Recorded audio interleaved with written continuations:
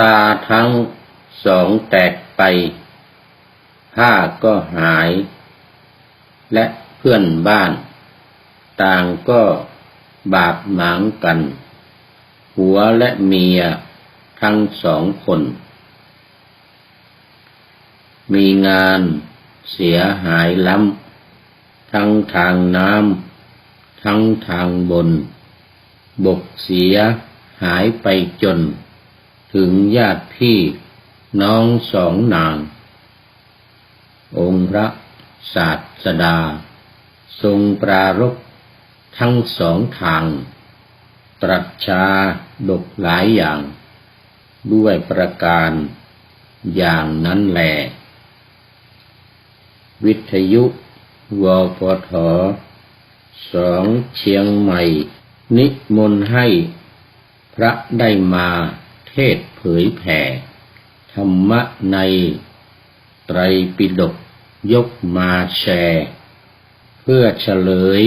ธรรมะแท้แก่มวลชนร่วมกับวัด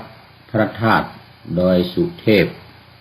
ตามสเตปธรรมทานการกุศลของพระธรรมกถึกในมณฑลเชียงใหม่หนเหนือภาคเหนือประเทศไทยขอเชิญท่านทั้งหลายได้สดับตั้งใจจำธรรมทรัพย์อย่าหลับไหลเลือกเอาสิ่งมิ่งมงคลที่โดนใจนำไปใช้ในชีวิตประจำวันให้ประสบความสุขความเจริญได้ลาภยศสรรเสริญสิ่งสร้างสรรค์มีทรัพย์สินเงินทองกองอนันต์มีผิวพรรณผุดผ่องเป็นยองใหญ่ขอถวายความนอบน้อมแด่พระรัตนตรัยมีพระพุทธเจ้าเป็นต้นขอถวายความเคารพพระมหาเถระพระเถรานุเถระเจ้าคณะพระสังฆาธิการทั่วโลกอันมีพระเดชพระคุณพระธรรมเสนาบดีรองเจ้าคณะภาค7วัดพระธาตุดอยสุเทพเป็นต้นและขออำนวยพรแด่ท่านผู้ฟังท่านผู้ชมสาธุชนพุทธบริษัททั้งหลายเช้าวันนี้รายการธรรมทัศน์ของวัดพระธาตุดอยสุเทพออกอากาศทางสถานีวิทยุวปท2จังหวัดเชียงใหม่แห่งนี้อันมีร้อยเอกจำนงปัญญาวัฒโนเป็นหัวหน้าสถานีและอาตมาภาพพระครูปริยัติยานุศาสตร์เป็นผู้บรรยายเป็นประจำทุกวันตั้งแต่เวลา 7:30 นาทีเป็นต้นไปจนถึง 8 นาฬิกาโดยประมาณโดยการนำเอาสารธรรมคำสอนในพระพุทธศาสนาจากพระไตรปิฎกและอรรถกถามาพูดคุยให้ท่านผู้ฟังได้รับฟังได้ข้อคิดและนำไปปฏิบัติตามสมควรแก่อัตภาพของตนเพื่อให้ได้รับประโยชน์สดที่ผลอันเกิดจากการกระทำนั้นตามสมควรหรือตามกรรมคือการกระทำของตนที่พระพุทธองค์ตรัสว่ากรรมุนาวัตติโลโกสัตว์โลกนี้ย่อมเป็นไปตามกรรมของตนจะได้ผลดีจะได้ผลร้ายจะได้ความสุขจะได้ความเสื่อมก็อยู่ที่กรรมคือการกระทำของตนเอง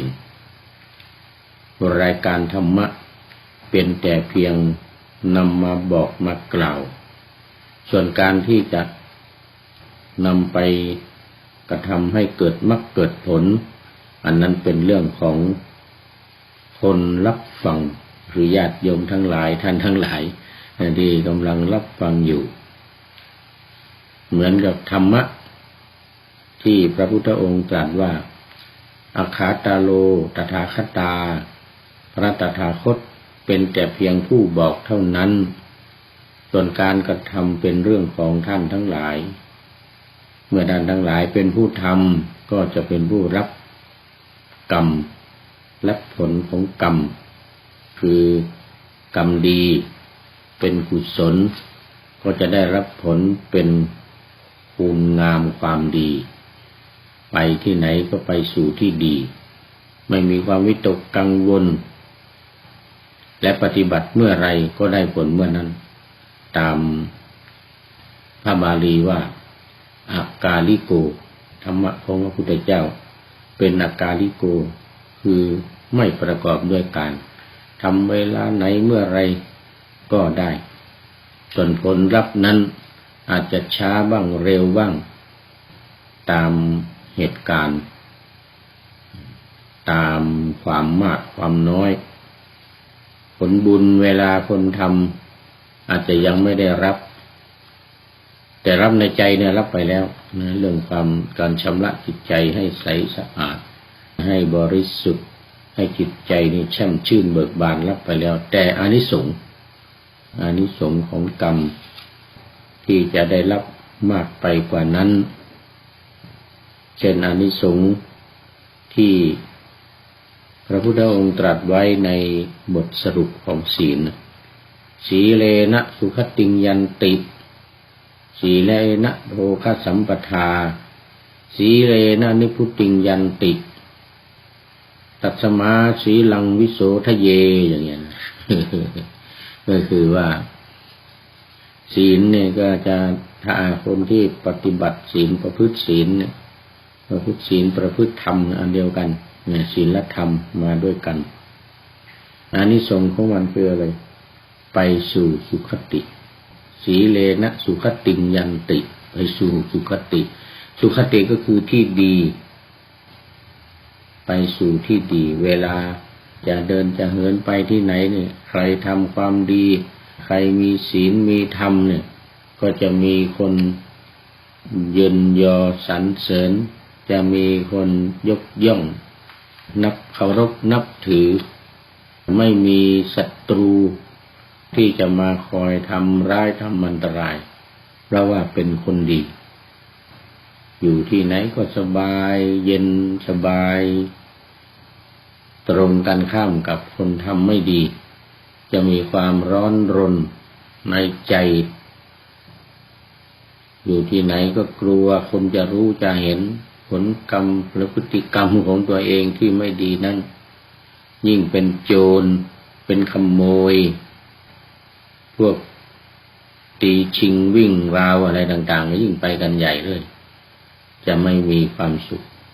ไปที่ไหนไม่เรียกว่าสุขติเป็นทุกขติเป็นทุกขติงยันติไปสู่ทุกขติเนี่ยเพราะฉะนั้นในรายการธรรมทัศน์ของเรานี้ก็เป็นกลางกลางนำเสนอเป็นกลางกลางแล้วแต่ท่านผู้ฟังท่านใดจะนำไปปฏิบัติใครปฏิบัติคนนั้นก็ได้เหมือนกับการกินข้าวรับประทานอาหารใครรับประทานคนนั้นก็อิ่มคนไม่กินก็ไม่อิ่มการทำบุญสุนทานนี้ก็เหมือนกันใครจะได้บุญใครจะได้ความดีใครจะมีความสุขขึ้นอยู่กับว่าการกระทำของตัวเองกัลยาณกาลีกัลยาณังปาปกาลีจะปาปกังไว้ที่พุทธองค์ตรัสไว้พุทธวจนะนี้หมายความว่าคนทำความดีย่อมได้ผลดีคนทำความชั่วก็ได้ผลชั่วสิ่งที่ไม่ดีก็ได้สิ่งที่ไม่ดีในที่เป็นอนิสงส์ที่เป็นผลที่จะเกิดขึ้นตามกรรมนั้นๆกรรมใครกรรมมันบางคนว่าโอ้ทำกรรมมากมายทำกรรมดีเหลือเกิน แต่ไม่ได้ดีนั่นมันเป็นเพราะว่ากรรมดีมันยังไม่ให้ผลแต่กรรมชั่วหรือกรรมไม่ดีที่เคยทำไว้ในก่อนมันปรากฏอยู่กรรมดีก็ยังปรากฏไม่ได้ผลดีของความดีมันยังปรากฏไม่ได้เพราะความชั่วความไม่ดีมันครองอยู่ มันครองอยู่ตรงนั้นมันก็ความบุญกุศลความดีมันยังปรากฏไม่ได้มันก็แต่ว่ามันมีอยู่แน่นอนมันจะได้แน่นอนจะไปตามกรรมนั้นแน่นอนกรรมดีที่ทำไว้ไม่สูญหายไปไหนโจรก็ลักไปไม่ได้ดังนั้นมันก็จะปรากฏอยู่ขณะที่ความไม่ดีหรือความชั่วนั้นมันจางลงมันน้อยลงความดีความบุญกุศลที่มีอยู่มีมากก็จะปรากฏขึ้นก็จะได้รับผลไม่ในชาตินี้ก็ชาติหน้าไม่ในปีนี้ก็ปีหน้าไม่วันนี้ก็วันหน้าแน่นอนเรื่องของกรรมดีเนี่ยหรือกรรมไม่ดีก็ตามเลยถ้ากรรมดีมีอยู่มีมากกว่าคนกำลังได้รับบุญกุศลได้รับกรรมดีของตัวเองอยู่กรรมชั่วก็ปรากฏไม่ได้กรรมชั่วที่ได้ทำแล้วมันก็ยังไม่ปรากฏไม่ได้เพราะว่ากรรมดียังครองอยู่ยังอยู่ที่นั่นอันนี้ก็เป็นเรื่องของกรรมที่กระทำอย่างตอนนี้ที่กำลังพูดอยู่นี้เนี่ยนะก็เป็นเรื่องของพระเทวทัตยังไม่จบ นี่แหละเรื่องพระเทวทัตนี่แหละเรื่องได้รับกรรมนี่แหละได้รับผลกรรมที่ทำในโลกนี้แล้วได้รับผลกรรมแล้วไปในโลกหน้าก็ยังจะได้รับกรรมอีกในช่วงที่ความดีปรากฏผลกรรมดีปรากฏความชั่วยังไม่ปรากฏนี่ก็มีความสุขสบายมีอาหารการกินลาภสักการะวันละ100-500 เล่มเกวียนทั้งท่านพระเทวทัตทั้งลูกน้องอีก400-500เนี่ยไม่ใช่น้อยๆเนี่ยทำก็อาศัยอิทธิฤทธิ์ของพระเทวทัตนี่นะก็ไปบิณฑบาตไปชักชวนญาติโยมมาร่วมกันทำบุญนับตั้งแต่พระเจ้าแผ่นดินคือพระเจ้าอาชาติศัตรูพระอุปถัมภ์อยู่ลาภยศสักการะลาภยศสักการะนี่มีมากมายกายกองกินไม่หวาดไม่ไหว ก็เลยทำให้เหลิงมันมี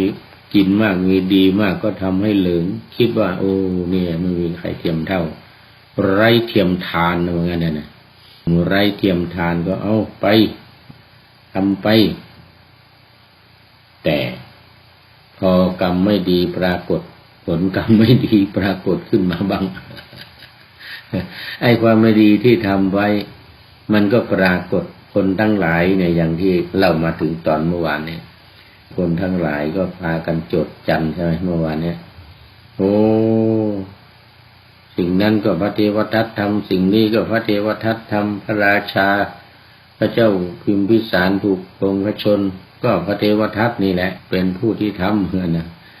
โดยไปยุยงอาชาติศัตรูราชกุมารที่เป็นพระเจ้าแผ่นดินอยู่นี่นะให้ปลงพระชนพระราชบิดาคือพระเจ้าพิมพิสารนี่นะส่วนตัวเองก็ทำจะปลงพระชนพระพุทธเจ้าแต่ก็ไม่สำเร็จสักอย่างดังที่กล่าวเมื่อวานก็เสื่อมลาภเสื่อมยศสักการะที่คนทั้งหลายรู้มันก็พากันโจษจันพูดกันอย่างนั้นอย่างนี้พระราชาได้สดับแล้วทีนี้ก็ไม่ส่งอาหารการกินไปถวายแล้ว500 เล่มเกวียนนึงไม่ส่งไปถวายแล้วยึดคืนหมดแล้วก็ไม่เสด็จไปที่อุปถัมภ์บำรุงของพระเทวทัต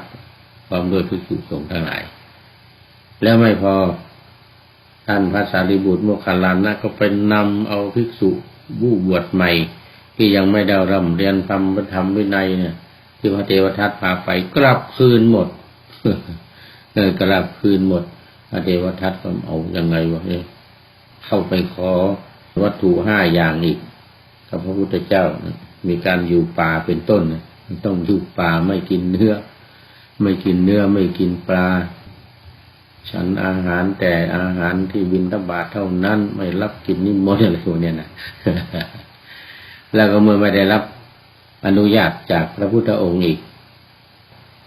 เสียใจใหญ่เลยเสียใจใหญ่เลยโดนตีเข่าอีกจากลูกน้องของตัวเองท่านพระโกฆาลิกะเลือดอุ่นพุ่งออกจากปากเขาเรียกว่ากระอักเลือดเลยทีนี้เอาล้มป่วยใหญ่เลยล้มป่วยได้ตามว่านี่ก็ป่วยอยู่9 เดือนล้มป่วยอยู่9 เดือน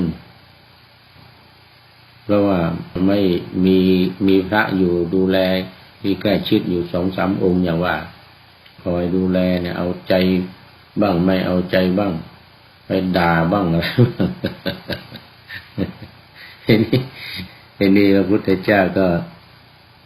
ได้ทราบข่าวได้รับข่าวเนี่ยสู่ทั้งหลายมาถวายบังคมกราบว่าโอ้พระเทวทัตเป็นอย่างนั้นเป็นอย่างนี้แล้วตอนนี้โดนตีเข่าพระโกกาลิกะโน้มคอมาตีเข่าจนเลือดกระอักเลยกระอักเลือดออกปากเลยนะ9 เดือนตกระกำลำบากก็ขอเดี๋ยวก่อนเพราะว่าช่วงนั้นพระพุทธเจ้าหลังจากที่ได้แสดงธรรมกับภิกษุทั้งหลายตรัสนิทานเรื่องนั้นเรื่องนี้อย่างวันนี้ก็เป็นตอนที่พระเทวทัตเนี่ยถูกทอดทิ้งลำบากกายลำบากใจอยู่ในป่านู่นน่ะอยู่พญาศีสะนู่นมีลูกศิษย์อยู่2-3 องค์พระองค์ก็ตรัสเปรียบเทียบยกนิทานมาเล่าในหลายเรื่องแล้วที่ว่ามานี่นะนี่ก่อนที่ได้รับทราบข่าวนี้ก็ตรัสนิทานเรื่องนี้อีกไม้มะลื่น กับกวางเพราะว่าตาทั้งสองก็แตกไปนะตาทั้งสองแตกไปผ้าก็หายและเพื่อนบ้านต่างก็บาดหมางกันผัวและเมียทั้ง2 คนมีงานเสียหายล้ำทั้งทางน้ำทั้งทางบนบกเสียหายไปจนถึงญาติพี่น้อง2 นางเลยนะ องค์พระศาสดาทรงปรารภทั้ง2 ทางตรัสชาดกหลายอย่างด้วยประการอย่างนั้นแล เปรียบเทียบแต่วันก่อนที่นำมาเล่าอันนี้พระพุทธเจ้าก็เสด็จไปเมืองสาวัตถีก็พระเทวทัตก็ทิ้งพระเทวทัตอยู่ในป่าอยู่ที่พญาศีสะจากนั้นพระพุทธองค์ก็เสด็จไปที่เมืองพาราณสีขอไปเมืองสาวัตถีกลับไปเมืองสาวัตถีพระเทวทัตก็ทำยังไงตอนนี้พระพุทธเจ้าก็ไม่อยู่แล้วก็เลยขอพระที่อยู่ด้วย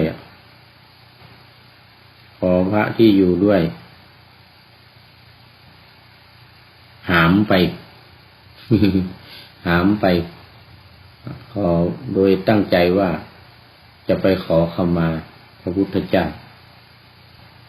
เนื่องรู้สึกสำนึกหมดเนื้อหมดตัวแล้วตอนเนี้ยหมดเนื้อหมดตัว ไม่ไหวแล้วเว้ยใกล้จะตายแล้วรู้สึกสำนึกผิดพระพุทธเจ้าก็ไม่อยู่แล้วเมืองราชคฤห์นี่นู่นไปสาวัตถีนู่นก็ขอพระที่อยู่ด้วย2-3 องค์ที่ไปบิณฑบาตมาให้กินทุกวันนะมีพระโกลิกะเป็นต้นเลยนะหามไปก็จะไปขอขมาพระพุทธเจ้าเพราะว่ารู้สึกสำนึกผิดแล้วป่วยมา9 เดือนนี่นะ ในการสุดท้ายก็อยากจะเฝ้าพระศาสดารู้สึกสำนึกให้พระศาสดาอดโทษอนุญาตให้เขาบอกสาวก2-3 องค์ก็หามไปหน่อยเอา2-3 องค์ก็เอาไปหามจากราชคฤห์ไปสาวัตถีระยะทาง700 กิโลโอ้โหไม่ใช่น้อยๆ700 กิโลก็จำเป็นต้องไปพระพุทธองค์หนีไปแล้วเสด็จหนีไปแล้วทรงเปรียบเทียบทรงเล่านิทานให้ภิกษุทั้งหลายฟังบอกไปถึงพระเทวทัตหลายๆอย่างว่าทำกรรมหนักนะพระเทวทัตทั้งทำลายสงฆ์ให้แตกกันทั้งทำลายพระพุทธองค์จนถึงพระโลหิตห่อขึ้นมาหลายอย่างไม่ดีนะอย่าทำพระเทวทัตเนี่ยบอกฝากภิกษุทั้งหลายไปบอกพระเทวทัตว่าเนี่ยจัดนำตนไปเกิดในนรกอเวจีนะทางที่ดีก็ให้เลิกพฤติกรรมเสียก็พระเทวทัตก็ยังไม่ยอมพุทธองค์ก็หนีเสด็จหนีไปอยู่สาวัตถีก็โดยบอกพระเทวทัตก็บอกลูกศิษย์ว่าข้าพเจ้าเนี่ยทรงมีพระผู้มีพระภาคเนี่ยทรงมีพระทัยสม่ำเสมอในบุคคลทั่วไปเหมือนกันนายขมังธนูนาในพระเทวทัตในโจรองคุลิมานในช้างธนบาลในพระราหุลหลายอย่างพระพุทธองค์ทรงมีเมตตาไม่อาฆาตพยาบาทใครเธอทั้งหลายขอให้พาเราไปเราจะไปขอขมาไปอ้อนวอนพระองค์ให้ยกโทษให้ตอนนี้ก็ใกล้จะมรณภาพแล้วพอไปรวบรัดพอหามไปใ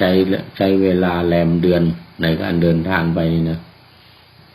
ไปถึงกลางคืนที่ไหนก็พักตื่นเช้ามาก็บิณฑบาตมาให้พระเทวทัตกินยังได้กินข้าวอยู่ ให้พระเทวทัตกินพอไปถึงสาวัตถีก็ไปถึงหน้าวัดมีสระน้ำทางด้านทิศตะวันออกเฉียงใต้ของวัดเชตวันถ้าเราไปตอนนี้ก็จะมีหลุมที่พระเทวทัตถูกแผ่นดินสูบแล้วก็จะมีสระน้ำแล้วจะไม่แห้งมันก็แปลกดีนะผู้พูดนี่เคยไปอยู่สาวัตถี4 ปี 5 ปีนะช่วงที่ทำปริญญาเอกอยู่ในประเทศอินเดียไปพักในวัดไทยสาวัตถีน้ำนั้นจะไม่แห้งในหน้าแรงเนี่ยที่อื่นน้ำแห้งหมดแต่จะมีสระอยู่นั่นสระหนึ่งเป็นสระที่พระเทวทัตถูกแผ่นดินสูบคือพอไปถึงตรงนั้นเนี่ยตรงใกล้สระน้ำเนี่ยก็เกิดอาการกระหายน้ำขึ้นมาก็บอกลูกศิษย์ที่หามไปจอดก่อนกระหายน้ำจะลงไปดื่มน้ำเหมือนกันที่ไหนได้พอเขาวางลงแล้วไปถึงท่าน้ำลงไปนิดเดียวแผ่นดินเปิดออกนี่จมลงไปในดินที่สระน้ำในแผ่นดินในสระน้ำนะพระท่านลงไปนี่จะดื่มน้ำลงไปแล้วดูจะอาบน้ำด้วยอะไรเงี้ยมันเหนื่อยมันเหนื่อยแผ่นดินเปิดก็จมลงไปทีนี้ยกมือขึ้นท่วมหัวอย่างนี้ขอขมาพระพุทธเจ้าทรงทราบแล้วพระเจ้าอยู่ในเชตวันภิกษุทั้งหลายพากันไปกราบเรียนกับทูลพระพุทธเจ้าหลายครั้งพุทธเจ้าก็ตรัสว่าเทวทัตจะมาไม่ถึงเรา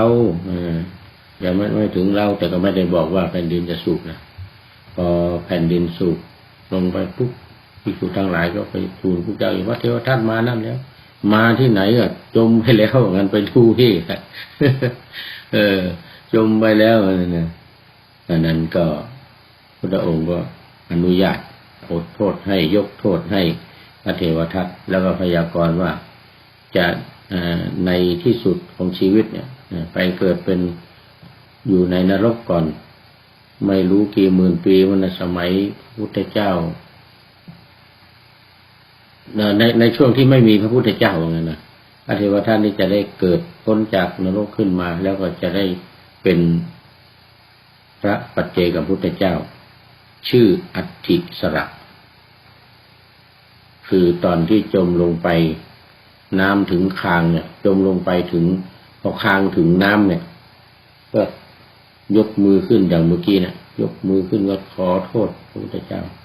จะได้เป็นพระปัจเจกพุทธเจ้าสมัยนั้นจะไม่มีพระพุทธเจ้านะพระพุทธเจ้าที่สอนคนจะไม่มี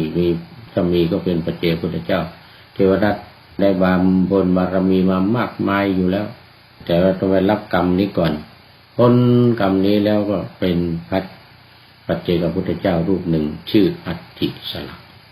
เพราะว่าขอโทษพระพุทธเจ้าตอนที่จมลงไปคางถึงน้ำพอดีแล้ววันนี้หมดเวลาFC ทั้งหลายยังไม่ได้เข้ามาก็ยังไม่รู้กันตอนนี้ไลฟ์สดทาง YouTube นะ YouTube ของสวัยเทพบุญเมื่อนะเหมือนกับชื่อเดียวกันกับเฟซแต่ยังไม่มีใครรู้ตอนนี้ กำลังจะแชร์ไปอยู่เอาละตอนนี้ก็ขออำลาขอนำรายการธรรมะทัดไปก่อนแล้วจะย้อนมาใหม่ในวันหลังเพื่อให้ท่านทั้งหลายได้รับฟังพระธรรมเทศนาเหมือนดังเดิมเป็นธรรมะในพระไตรปิฎก3ธรรมบทอันงดงามบรรยายเสริมอธิบายใจความเหมาะมาต่อเติมยกนิทานดั้งเดิมเสริมบทธรรมขอทุกท่านสุขกายสบายใจปรารถนาสิ่งใดอันเลิศล้ำจงเพิ่มพูนตามบุญงามและตามกรรมที่ได้บำเพ็ญไว้ทุกประการขอเจริญพร